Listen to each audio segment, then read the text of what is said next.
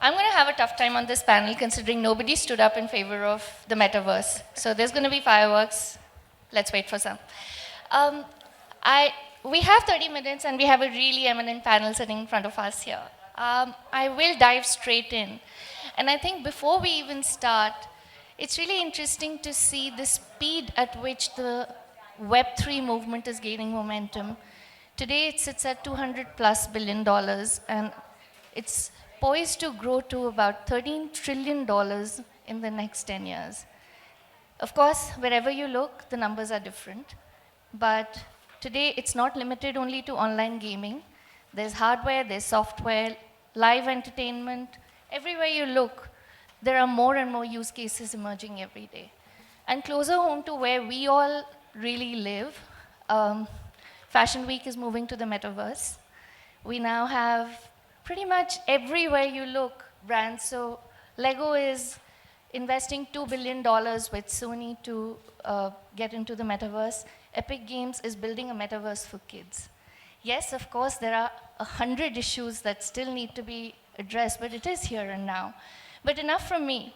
I am going to dive into the subject and start talking to and getting a perspective from our eminent panelists here. So my first question, and I'm going to dive into this. Let's start with you, Manik. What does the metaverse mean for you? And this is actually taking a step back because we've now had so many conversations about the technicalities, and we've gone so deep into the metaverse that I actually feel like taking a step back and asking the question on what does the metaverse really mean for you, and does it redefine the existing rules of marketing for you? Okay, so let's start from the basic. First of all, before I even try to answer that question, I really loved the last session and the way it ended, because that is the same debate that we keep having within the team. Is the metaverse going to be what we all think it is going to be? The dreams that we think of, the virtual connected world where everything will be seamlessly connected to each other and consumer would be able to walk through the virtual environment from one place to another and experience everything immersive, etc., etc. At the same point in time, we force ourselves to come back to reality and say, boss, we have a problem today. Let's see where this metaverse can help us solve this problem today. So I will directly deep dive into the problems that we discussed that we really think that metaverse can help us solve today. Without even being what people claim it would be in the next few years. So I come from Philips Domestic Appliances, and in my industry, the consumer durable industry, one of the biggest challenges, I'll talk about two use cases. One of the biggest challenges, one of the biggest marketing spends is actually not into TV or digital. One of the biggest spends is in the in-store promoter or the demonstration program, right? Many of you would not know, we have more than 800 demonstrators across the country positioned in a store whose job is to give a demonstration to the consumer who walks in and explain how the products work. Now, think of it from this perspective that this 800 people who are standing inside the store, first of all, is a very high cost. Second, also we struggle to deliver the same experience because every person has a different individual personality. He delivers the same speech in a different manner. And what the consumer takes away from every demonstrator is something different. Some of the demonstrators are excellent and some are not so good. At the same point in time, we have a limitation that we cannot go to each and every store. We cannot go to each and every touch point where the consumer is and give that same standard demonstration experience. This is where we believe the metaverse, in one way or another, can immediately bring a solution. How? Just imagine 2 or 3 scenarios. You walk into a store, you see 4 or 5 products in front of you, you want to understand how to use that product or how that product is relevant for you. There is a VR headset inside that store. So rather than investing in a person, I invest in the technology, which is the VR headset. You wear that VR headset for 15 minutes because definitely it's not comfortable wearing for more than that time. You wear it, you understand whether the product is relevant for you or not. Same thing you could do on the online world. You go to Amazon, you go to Flipkart, and you try to shop, and you don't get the experience of the product. You don't understand how it will work. Videos are not so engaging. That is where, again, this could come into play if you have your own personal VR gadgets. So this is one use case where where I personally believe, we personally believe, Metaverse can add a lot of value immediately. The second use case, which we believe will add a lot of value, is actually not even from marketing. It's actually from industrialization, factory. And this is one of the use cases which I believe is even more simpler to deploy. So one of the biggest challenges we face is when the new manpower comes into the factory on the production line, and we have to stop one of the production lines to train them, right? The whole production line has to be stopped, one whole production line, and these guys have to get hands-on experience assembling the whole product. Only once they are trained, they are put into the live production line. Now, think of the scenario where Metaverse can help me create the whole production line in a virtual world where these people, when they come in for training, they are able to experience the whole assembling process, get comfortable with it, become an expert, and directly move on to a production line. This is another use case where we believe Metaverse can add a lot of value immediately. It's not a marketing use case, but it is definitely a use case that we believe will have a lot of value for us. So this is what we believe Metaverse will be for us. Thank you, and I think that's really insightful because we haven't actually considered it from a day-to-day business use case. So far, it has been about entertainment, gaming, all of the more experiential uses of the metaverse. Rahul, I wanted to ask you, what do you feel and where do you stand on the subject of the metaverse? Yeah, hi, good evening. So I'm representing Max Life Insurance. Like we heard from Manik, I think a very interesting nuance of our category per se, which is the entire insurance, largely life insurance space, is the long-termness of a policy contract. Now, you may have any kind of a life insurance policy, but fundamentally, you are in this game for the long term if you want to reap the benefits out of it, whether you take a term plan or you take a non-term plan, a ULIP, etc. Now, this entire dimension of time into metaverse, I think for a category like ours is not a debate, because we know that if we have to persist with our customers and if we have to keep them engaged over this entire term, which is about 10 years, 25 years, 40 years if you buy young, we know that this metaverse is a reality. That's first. Second, like Manik mentioned, similar thought process at our end. We are again a category or a business which is B2B2C. There is a huge interplay of an intermediary. You may all know them as agent advisors, your bank relationship managers. And in the long-termness, as we see the life insurance space, we know that there will always be a human factor to this digitally native audience that's brewing up, and that's going to keep becoming bigger and bigger. So again, if I look at immersive experience of metaverse to engage customers, time may be a dimension, but the debate is not about whether we have to use metaverse or not. So that's first. Second, because of this B2B2C nature of our category and our business, training comes out to be a big use case for ourselves as well. Because fundamentally, it may seem simple that it's a life insurance product, but the kind of personalization, the kind of customization that a life insurance product can offer, the role of the intermediary becomes very important, or the role of this human factor. And we believe again that training is a huge use case, not for again a medium term to a long term horizon, but assuming that all tech solves and all infrastructure solves are available in the larger ecosystem that metaverse is going to link us with. We believe that there needs to be not just a foot in the door strategy to metaverse, but really a meaningful play. Now, again, there are some assumptions that I've made in this thought process, but we believe that it's there for us to acknowledge and to have a play because of the time horizon that our product offers to our customers. Perfect. Thank you. I'm going to turn over to this side of the room as well. And Ruchika, this one is for you. Where do you see Web 3.0's greatest successes? Today and in the future. Can you hear me? Yes. Okay, lovely. So I think before we get to Web 3.0, we'll just start by saying that there never has been a more exciting time for marketers. We're talking about Web 3.0, we're talking about Metaverse. Till a while back, we were only talking about print and, 2 or 3 majors, just maybe radio. If you're really creative, you'll make a page on Facebook. But look at us now. We're really talking very interesting things. So that's first. More than Web 3.0, the subset which is more metaverse for us, and I represent a very different business from Manik and Rahul. I represent liquor business. We are makers of Japanese whiskeys, gins, etc. And our way to engage consumers is through experience of what a fantasy world of this luxury would look like, how the products are way more than just function. There is no function for our there's very limited function for our product. It's more experience anyway. So how do we transfer this experience into this beautiful world of web and meta is where we are trying to answer our questions. So Metaverse for us is possibly, and the entire Web 3.0 play would essentially be utilized more for medium being the message. Most of our brands are seed stage. How do we identify consumers who are savvy, who are experimentative, who are ready to take the plunge? And those are the guys who will also sort of try new categories, try new brands. So medium becomes the message for us. We're very interested in talking to people who,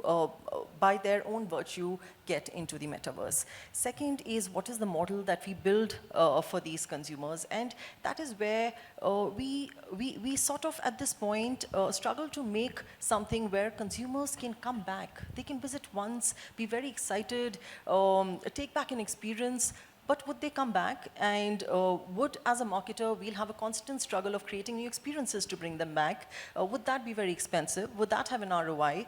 And the measurement, how does that pan out? Considering digital is most measurable, you can have ROI. You can also convert to, what Manik was talking about in case there is a sales angle, etc. So how does the business, etc., link to this entire piece?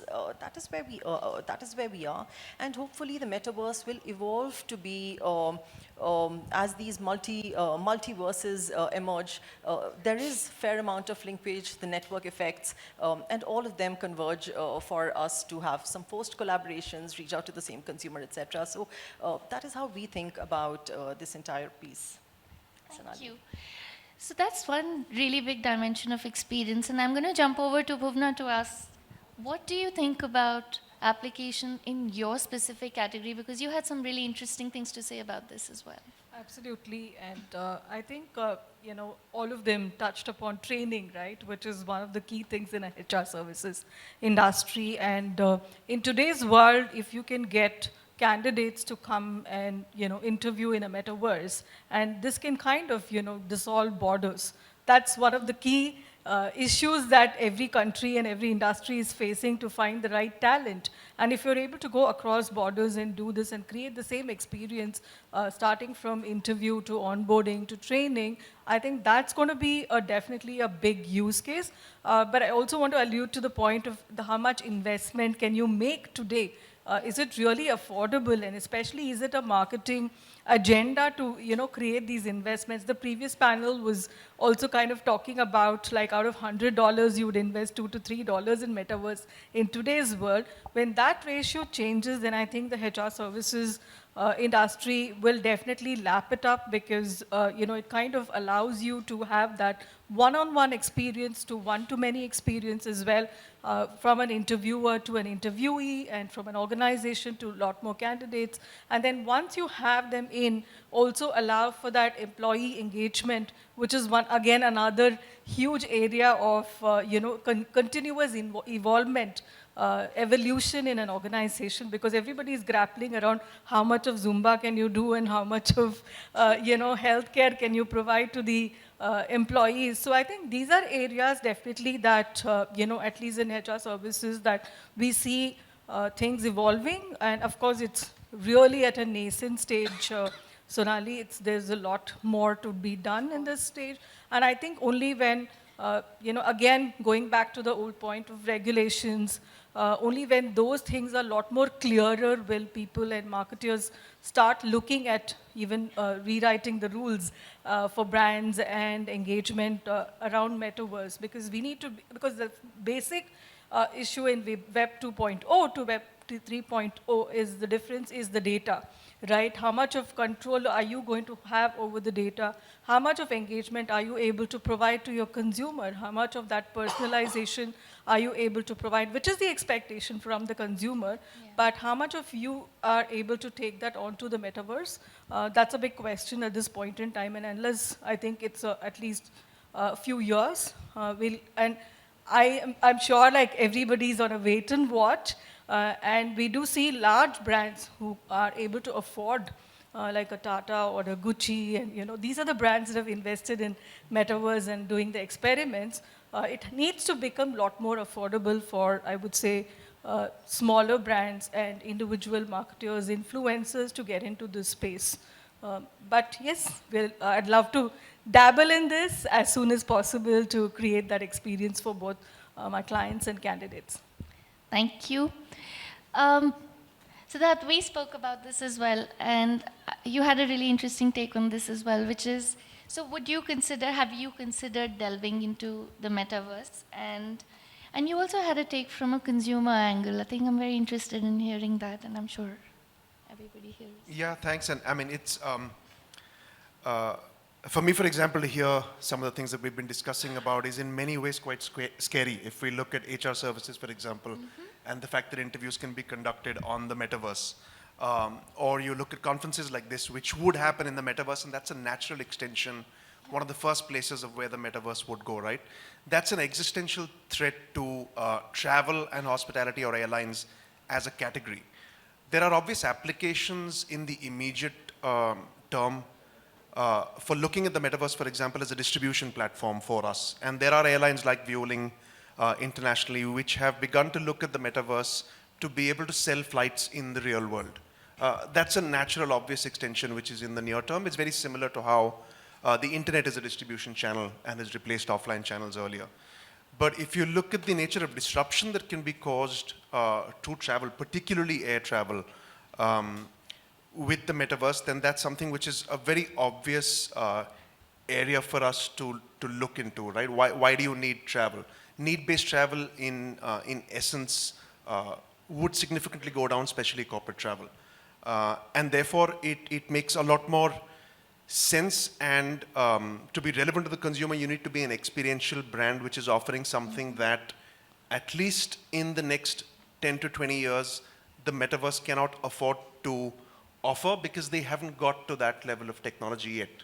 But that disruption can come very fast. If you look at the first quarter of the pandemic globally and what happened to the valuation of airline companies, listed airline companies across the world, versus what happened to the valuation of Zoom. In the first quarter of the pandemic, by May of 2020, the valuation of Zoom as a single organization was higher than the top 10 airline companies in the world. Now that has reversed over a period of time, and yes, disruption will happen in waves.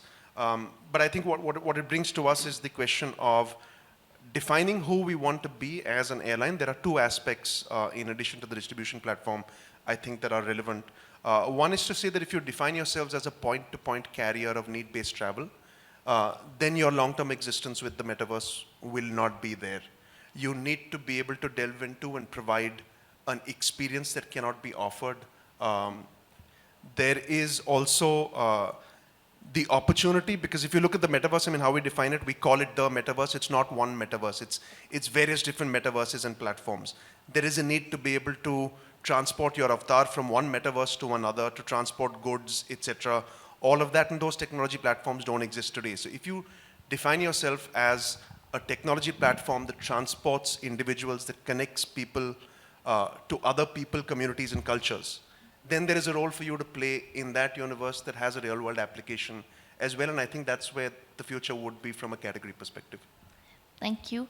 And before I jump on, I think, what would be your vision of success if you were to, and what would be some of the places, and here for a moment, pivot a little bit and don't look at it from a brand marketer standpoint, but from a consumer standpoint, that what are they looking for, and is there a way you can actually give them experiences that they care about, which actually make them come closer to the brand, irrespective of them experiencing you in real life or not? Yeah, I mean, What I think there's a big opportunity in what you said, in looking at the relationship between the real world and the metaverse. Yes. Having the internet doesn't mean that we've stopped having real world interactions, and it will be true for the metaverse as well.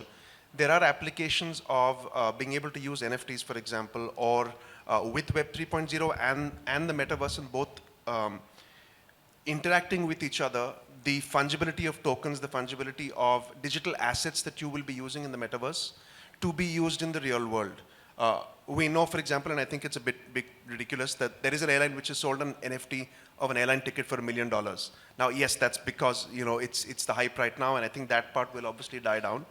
But the part that you can use your, for example, loyalty points or gamify the aspects of what you're doing in the metaverse for real world consideration, and the other way around, where actual interactions, for example, the flights you take in the real world might get you the opportunity to actually move to areas of the metaverse or give you access, benefits, and privileges in the metaverse that are not there in the real world, which are funded by the brands that are seeking to engage their consumers in the real world. And I think it comes back to data as well.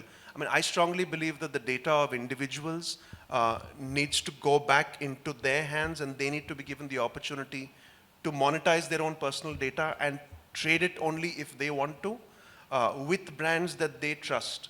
And that is going to reduce the number of brands that consumers will engage with to only those with whom you want to share a relationship of trust. And that will get accentuated even more with the anonymity that the metaverse will offer and the kind of data streams that we'll be creating in that universe.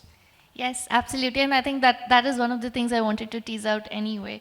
But Rahul, moving over to you, I think I have the same question for you, but I think it's a little bit more in, do you think, so this is again about what would be your vision of success, and again from a consumer lens, but in your category specifically, and maybe this actually holds true for you as well, Manik, because a lot of times customer experience with the intermediaries, as you call them, is not exactly the same. Do you think that there is a successful use case or experience sitting there that you could leverage? No, absolutely. So I have this, on a lighter note, what do I read customers as? And I'm differentiating consumers from customers because we breed with customers, right? Yeah. If you look at the word customers, there is a hidden us to me sitting at the center of it, which means the customers by definition in today's world are demanding personalization. That's one. In terms of standardizing the brand engagement model or this entire experience model, we believe the success is going to be measured in the form of you deliver personalization, yet there is an umbrella of the standard brand engagement that's the halo around it. And that's exactly what, if you look at our traditional businesses from a brick and mortar point of view to today's world, I think that's exactly the rigor that we are all building in, whether it's, say, Philips, whether it's Max Life Insurance or any other category for that matter, that whether there's a human factor or an automated process, end of the day, as a consumer or a customer, when I'm sitting through it, I need to get a standard protocol in front of me. And the other piece that I think it's a debate, and in the last panel we heard that, I think marketeers eventually, all of us have, but I think future marketeers as well will have to get comfortable with a balance between data and gut. Yeah. The entire play of data and data mining to arrive at a decision would be fine for certain calls to be taken on the business end. But I'm sure Metaverse will go through that inflection point where there would be some early bird brands which would latch onto it. I'm sure they can afford it. But fundamentally, it's the balance between the two. Yep. And there are many categories, and we took the pandemic example. Who would have thought that we would be only sitting in front of a screen for 24 hours and sitting in whatever formal shirts and not a formal trouser below to be able to take our meetings, but that happened for 24 months. So I think it's just a call that marketers have to get comfortable with it in a more proactive way. Because digital marketing, performance marketing, and all these journey plays is overhyping data, and in turn, I think subsuming the gut of a marketer. And I fundamentally believe, maybe a traditionalist view, that gut in a business would reside more in the marketing acumen than maybe other parts of the business. Yep. Thank you. And For you, Manik, I think, do you think that it could help standardizing customer experiences and actually probably even saving a lot on cost? I mean, initially you might have a big investment. So, Philips Domestic Appliances, we stand for, our motto is turning houses into homes. And when we say turning houses into homes, what we really mean is, for us, the consumer's convenience is foremost. And I'm talking about consumer, not the customer. And in this case, what do we mean by convenience is not only how easy our appliances are to use, but also how easy they make the life of the consumer. So I'll give you a few use cases which we have already deployed. They are already available in the market, which are using Web 3.0 to some extent, not completely. So for example, we have an air purifier which is connected, right? Now this air purifier takes into account multiple variables on its own. So for example, one of the variables it takes into account is the PM 2.0 level in your area, which it takes from the internet, which is easily available, right? Then it takes into account in your house, which floor you are, what is the height, and basis that certain parameters it takes into account. And since it is a mobile app, it is connected to a mobile app, it sends customized notification to the consumer saying, today you need to switch on your air purifier, and it is recommended today because today the pollution level is high. So normally all of us, when we buy air purifiers, we don't use it every day, 24 hours. When we feel like using, we switch them on. So this app only makes it more convenient to tell the consumer in advance when you need to switch it on, and when you can switch it off, it's okay. Not only that, we don't open the air purifier and check when the filter is done. There's no way of finding out. So this air purifier has a built-in IoT, which checks when the filter life is done, sends the message to the app, sends the message to the company. There's a notification which goes both ways, and therefore the consumer's job of buying is just one click. Just one click and the product gets ordered and delivered to your house.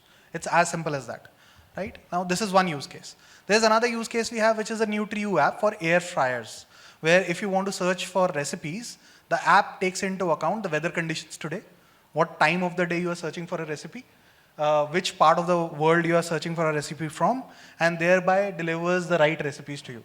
Now these are today's use cases. Are they perfect? No. Is there a future? Yes.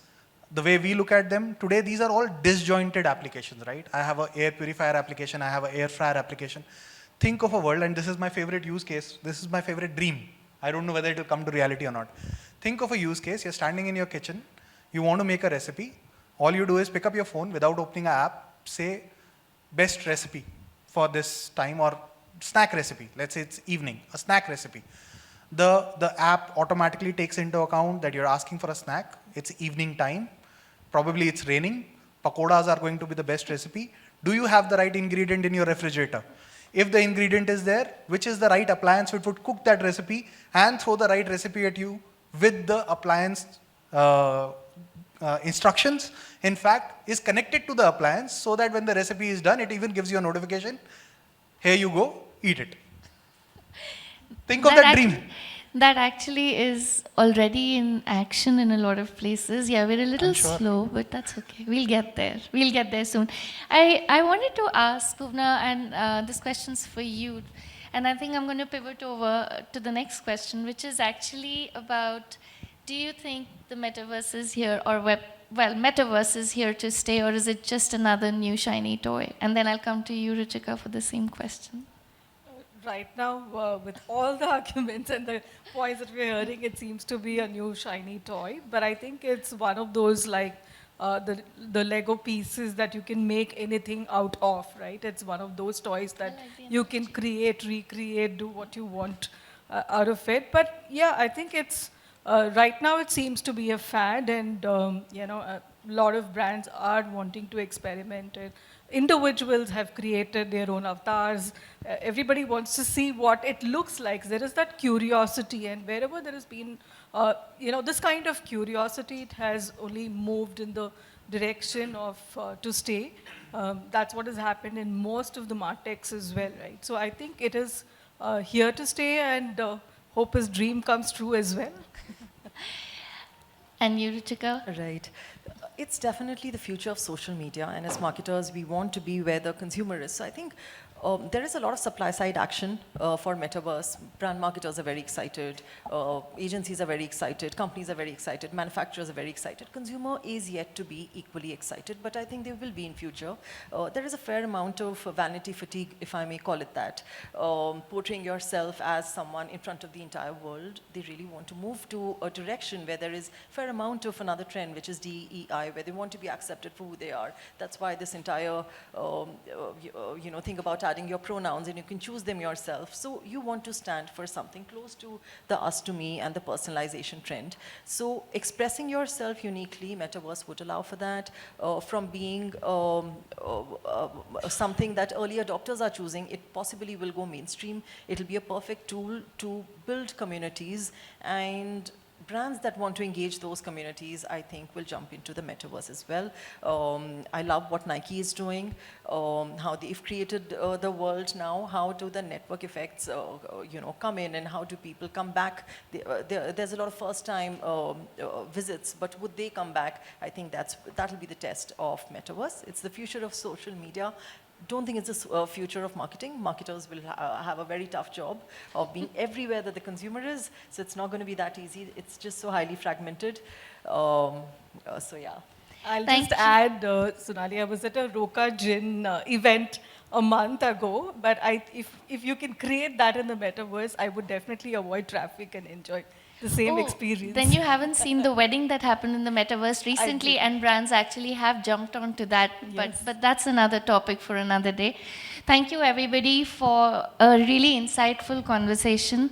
And I think whether we're first movers or we take our time to wait and watch, Metaverse is here and now.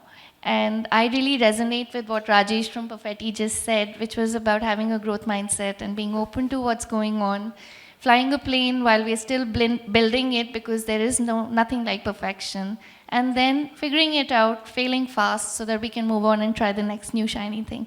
On that note, thanks a lot to my panelists here, and I've really enjoyed this, so thank you, everybody.